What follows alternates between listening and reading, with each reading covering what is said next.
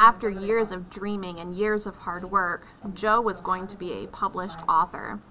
She still almost couldn't believe it. Then one evening, about a month later, she got more exciting news. Christopher Little told her that in the United States, the book was being sold in an auction. Jo was confused. Wasn't an auction just for paintings or jewelry or expensive pieces of furniture? At auctions, people called out prices that they were willing to pay for things. These offers were called bids. How could anyone be bidding on her story? Mr. Little explained that there were publishers in America that were interested in Harry Potter. Very interested.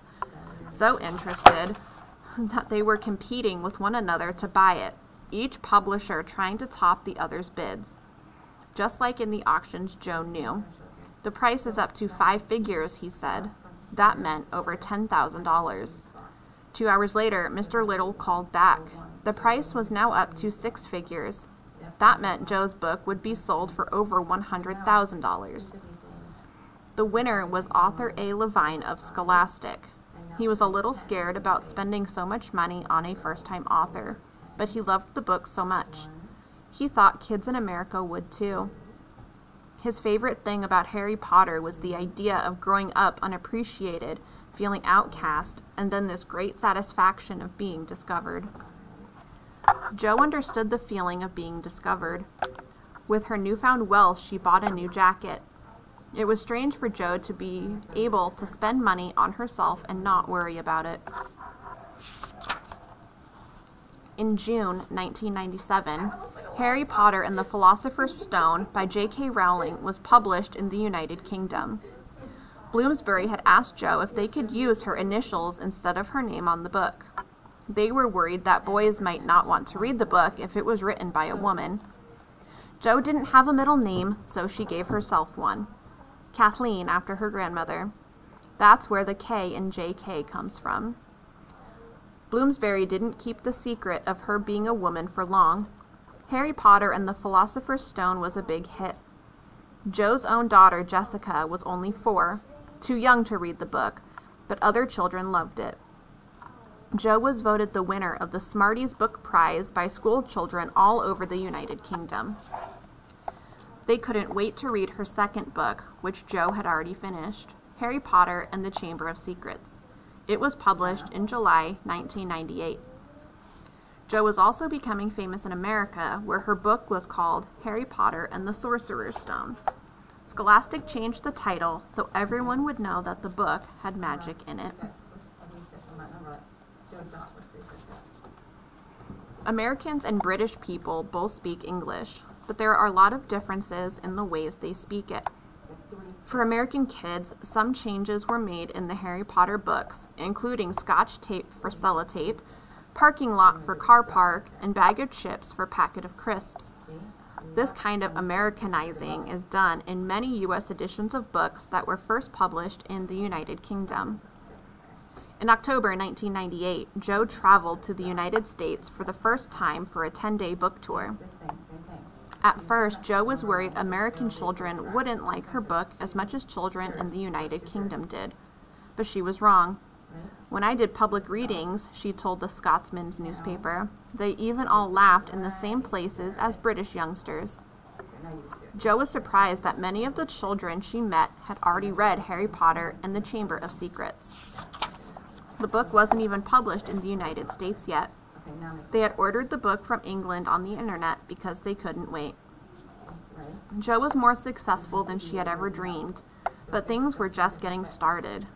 In the publishing world, no children's books had ever been as popular as the Harry Potter books. Each book landed on the New York Times bestseller list and stayed there for so long that the newspaper started running a separate list for children's literature. Even popular children's book writers like Dr. Seuss, The Cat in the Hat, R.L. Stine, Goosebumps, and C.S. Lewis, The Chronicles of Narnia, did not sell as many books. By the time she returned to the United States to promote her third book, Harry Potter and the Prisoner of Azkaban, Jo was met by, not just children, but crowds of adults. Why were so many adults reading a book written for children? It's because a really good story appeals to people of all ages. The press called it Pottermania. It meant that everyone was going crazy for Harry Potter. Jo's life had changed beyond her wildest dreams.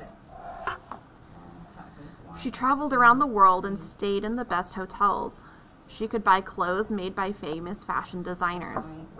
Once, while going to a movie premiere, she wore a pair of gold shoes.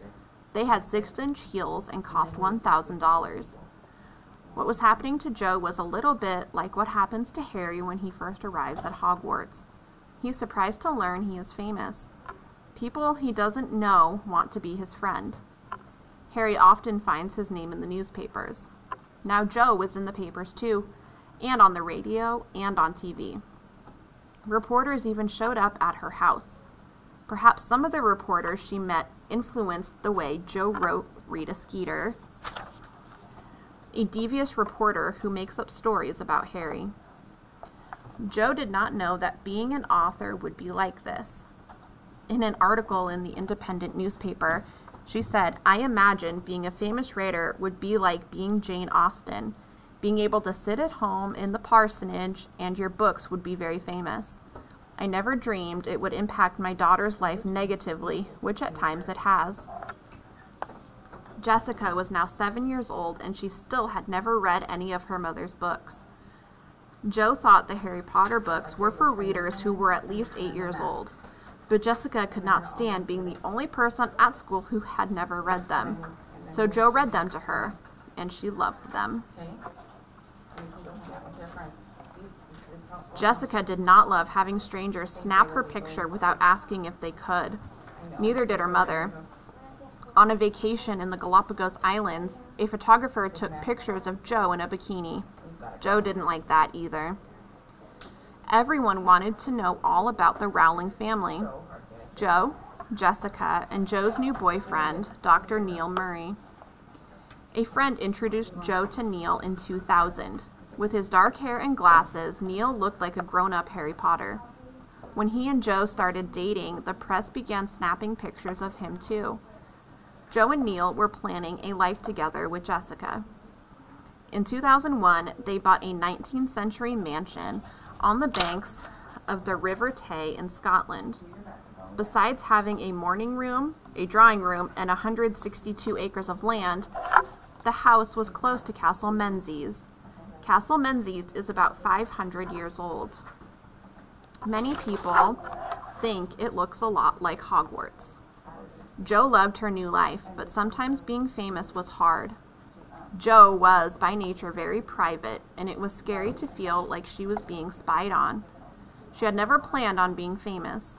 In an interview, she said, "I never wanted it, and I never expected it, and certainly never worked for it, and I see it as something I have to get through, really."